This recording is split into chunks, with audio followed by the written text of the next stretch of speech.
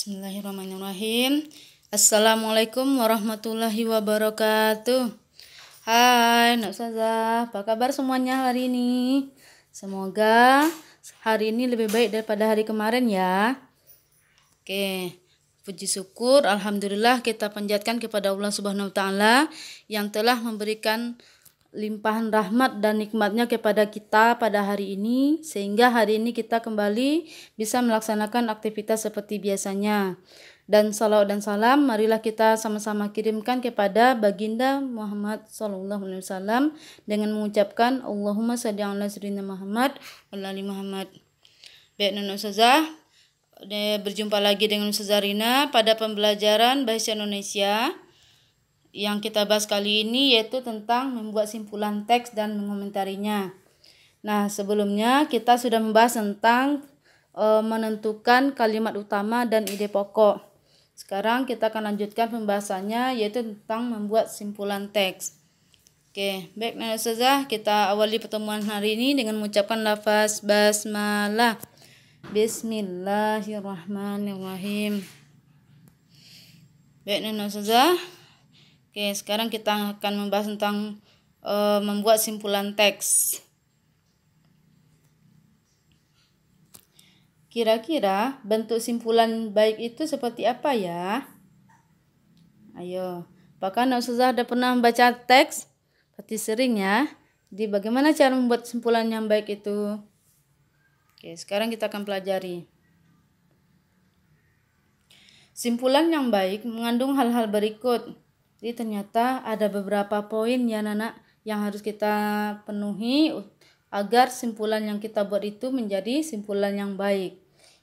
Yang pertama ada pesan yang ingin disampaikan kepada pembaca. Dan dari teks yang kita buat itu, kalau kita ingin menyimpulkan harus memberikan pesan yang ingin disampaikan kepada pembaca.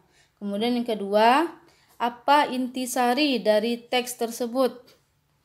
Kemudian yang ketiga, menyatakan pernyataan yang dimulai dari khusus ke umum.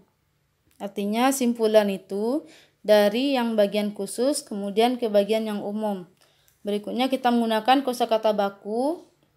Kemudian pernyataan yang kita buat itu berdasarkan ide pokok dan kata kunci dari kalimat penjelas dengan kalimat kita sendiri. Yang banyak tulisannya itu kita bisa simpulkan menggunakan kata-kata kita sendiri. Oke, kita lanjutkan ya Nak ya. Nah, selain membuat simpulan, kita juga bisa mengomentari simpulan. Misalnya si A membuat simpulan, terus si B membuat simpulan. Kita bisa memberikan komentar atau tanggapan dari simpulan yang dibuat oleh teman tersebut. Oke, syaratnya mengomentari simpulan berarti memberikan pendapat atau penilaian terhadap simpulan tersebut. Oke, kita harus menggunakan bahasa yang sopan. Itu syaratnya Nak ya. Kita tidak boleh menjas, kita tidak boleh menyalahkan, tapi kita harus menggunakan kata-kata yang sopan dan kata-kata yang baku dalam mengomentari simpulan tersebut. Kemudian kita juga mengomentari simpulan juga harus objektif dan sesuai dengan isi dan serta alasan yang jelas dan logis. Artinya kita tidak asal-asalan untuk memberikan komentar terhadap kesimpulan yang sudah dibuat. Jadi harus objektif dan sesuai dengan alasan yang jelas dan logis. Nah, sekarang kita lihat cara mengomentari simpulan adalah sebagai berikut. Yaitu ada 3. Yang pertama adalah pahami dengan saksama isi simpulan tersebut. Kemudian yang kedua, tentukan dan tulis komentar atau pendapat yang sesuai dengan isi simpulan menggunakan bahasa yang baik. Yang ketiga, sampaikan komentar antum secara lisan ataupun secara tertulis. Jadi kita bisa memberikan komentar terhadap simpulan tadi, yaitu dengan cara kita pahami dulu secara seksama, kemudian kita tentukan dan tulis komentar atau pendapat kita sesuai dengan isi simpulan tersebut dengan menggunakan bahasa yang baik. Yang ketiga, kita sampaikan komentar itu bisa secara lisan dan bisa juga secara tulisan. Nah, saja sekarang kita akan lihat contoh menentukan simpulan dari teks. Nah, ini ada paragraf pertama. Ini adalah teks yang ada dalam buku antum ya, saya ambilkan. Ini teksnya tentang namanya Surili. Yuk kita baca sama-sama. Paragraf pertama ini judul teksnya adalah namanya Surili. Surili atau Phreptis comet merupakan primata asli Jawa Barat yang hampir punah. Ia dikenal dengan nama grizzled leaf monkey. Surili tinggal di hutan belantara seperti hutan di dekat pantai atau gunung. Mereka tinggal di hutan karena mudah mendapatkan makanan. Surili suka memakan dedaunan, buah-buahan, biji-bijian, dan kadang-kadang serangga. Oke, nah dari satu paragraf ini kita bisa membuat simpulan dari teks yang kita baca barusan. Nah, susah. Menurut antum, kira-kira apa ya simpulan dari paragraf yang kita baca tadi? Ya, siapa yang bisa? Oke. Yuk kita lihat simpulan dari teks ini. Nah, simpulan teks paragraf pertama di atas yaitu Surili atau Phreptis comet merupakan primata yang hampir punah. Nah, jadi paragraf pertama ini membahas tentang Surili yang hampir punah. Nah, dia yang berada di Jawa Barat, kemudian berada di sekitar hutan belantara seperti hutan di dekat pantai atau gunung. Nah, ini Surili ini dia tidak banyak lagi berada di daerah Jawa tersebut.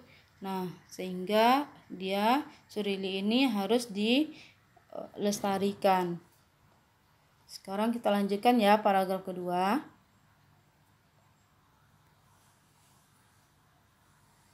Paragraf kedua dan ketiga. Yuk kita baca lagi. Paragraf kedua ya. Surili terancam punah karena kehilangan habitat asli. Tak sedikit surili yang diburu untuk dijadikan hewan peliharaan. Padahal sebenarnya surili dapat melestarikan hutan. Saat ia memakan buah-buahan, biji-bijinya tercecer di mana-mana. Tanpa disengaja, biji itu tumbuh menjadi pohon-pohon baru. Oke, itu paragraf kedua dari teks tersebut. Sekarang kita lanjutkan aja dulu ke paragraf ketiga. Surili memiliki ciri khas berupa jambul hitam yang terlihat seperti mahkota. Umumnya, punggung dan telinga surili dewasa berwarna hitam, coklat, atau abu-abu. Sementara itu, rambut di dagu, dada, perut, kaki bagian dalam, dan ekor berwarna putih. Kulit wajah mereka tampak kemerahan. Di samping itu, bulu bayi surili yang baru lahir berwarna putih dengan garis hitam dari kepala sampai ekor. Oke, jadi ini paragraf kedua dan paragraf ketiga dari teks tadi. Kita akan menentukan simpulan dari paragraf kedua dan ketiga ini. Oke, coba antum tebak kira-kira apa kesimpulan dari paragraf kedua ini.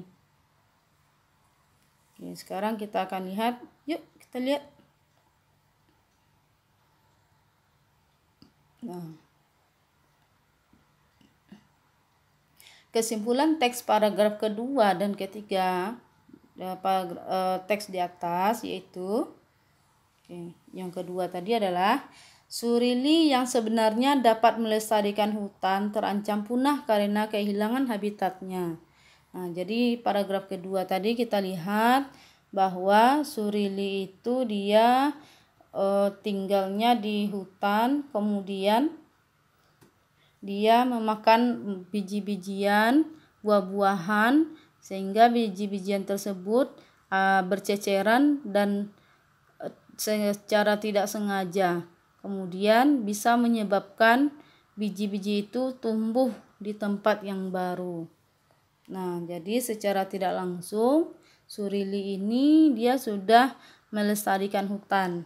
Nah, jadi kita dapat simpulkan bahwa pada paragraf kedua tadi, Surili yang sebenarnya dapat melestarikan hutan terancam punah karena kehilangan habitatnya. Nah, sedangkan paragraf ketiga itu membahas tentang ciri-ciri fisik dari surili ya.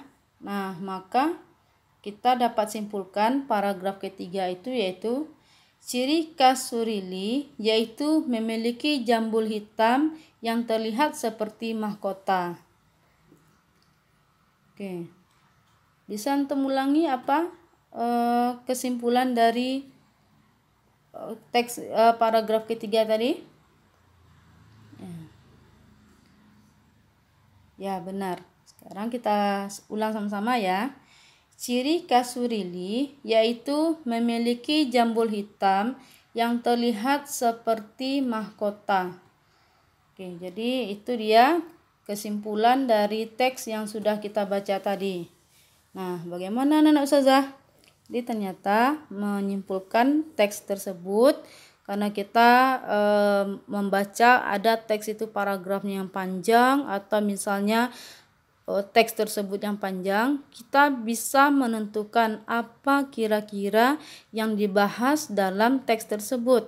Maka kita akan simpulkan dengan cara seperti yang sudah kita bahas ini. Jadi dari pembahasan yang sudah kita bahas barusan, apakah anak-anak sudah paham?